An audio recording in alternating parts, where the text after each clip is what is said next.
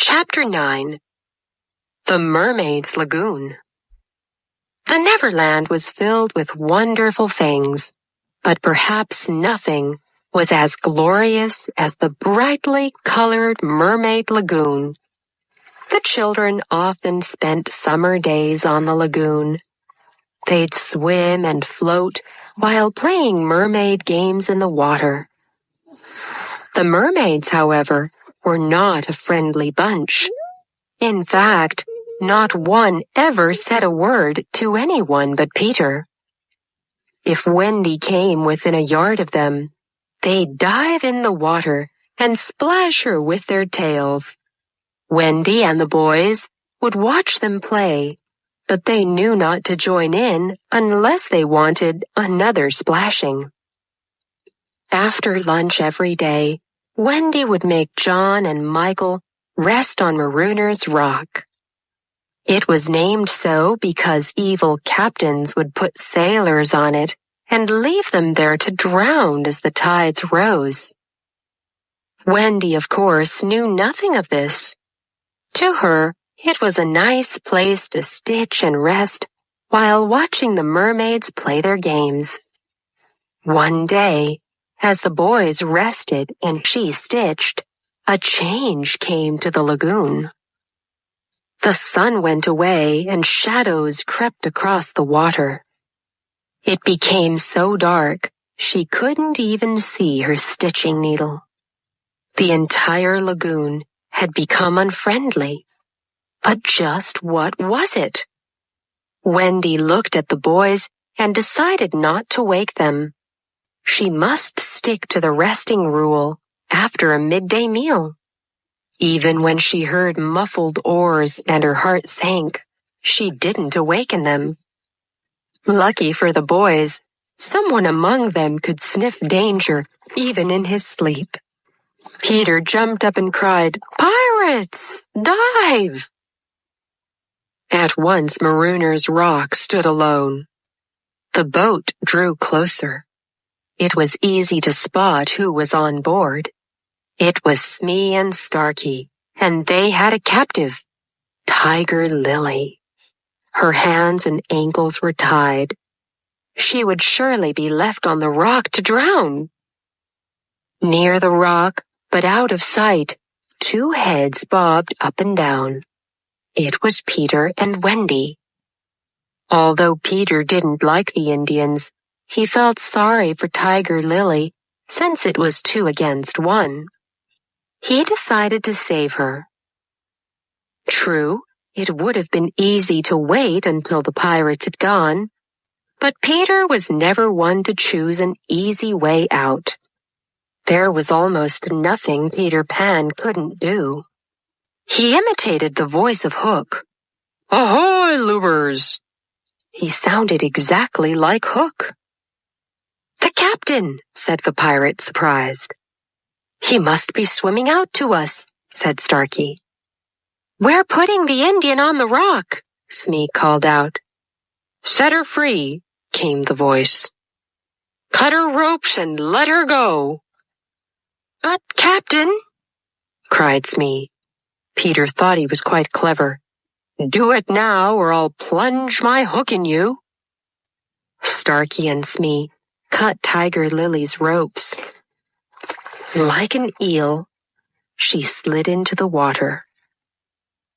Wendy knew Peter's cleverness would likely get him into trouble. She covered his mouth with her hand before he could boast and brag and reveal his identity. "Boat ahoy!" rang over the lagoon in Hook's voice, but this time Peter had not spoken. The real Hook was now heading to the boat. Wendy wanted to swim away, but Peter wouldn't budge.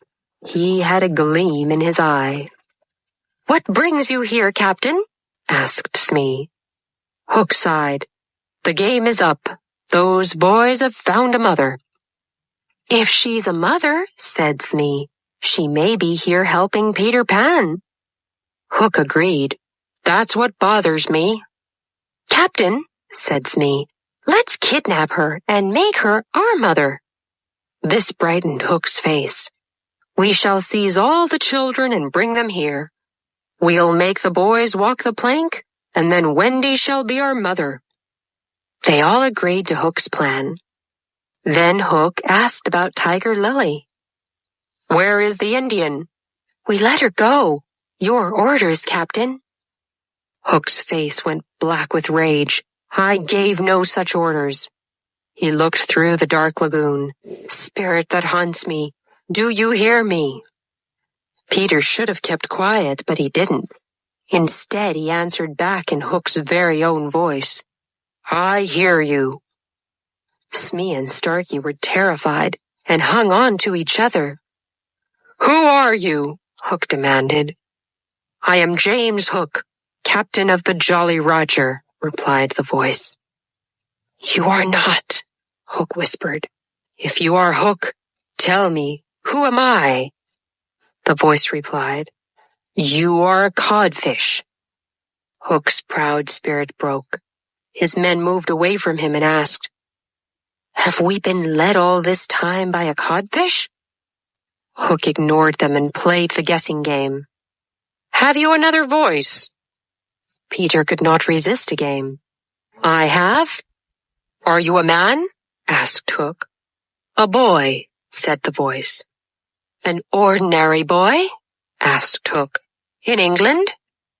The voice answered, "I'm here. I'm a wonderful boy." Hook wiped his brow and looked around. He was utterly confused. "Give up?" asked the voice. Before waiting for an answer, he shouted, "I am Peter Pan." Hook, Smee, and Starkey stood tall.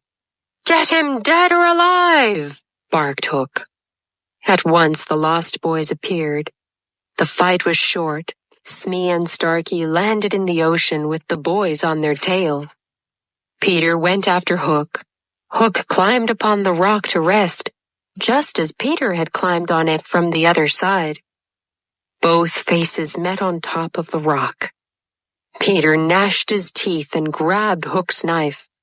He swung it high into the air, but lowered it when he realized he was higher on the rock than Hook. That wasn't fair, and Peter always wanted to be fair. He reached his hand out to Hook. How did Hook repay him? By biting his hand. Peter was shocked, not from the pain, but from the dirty play.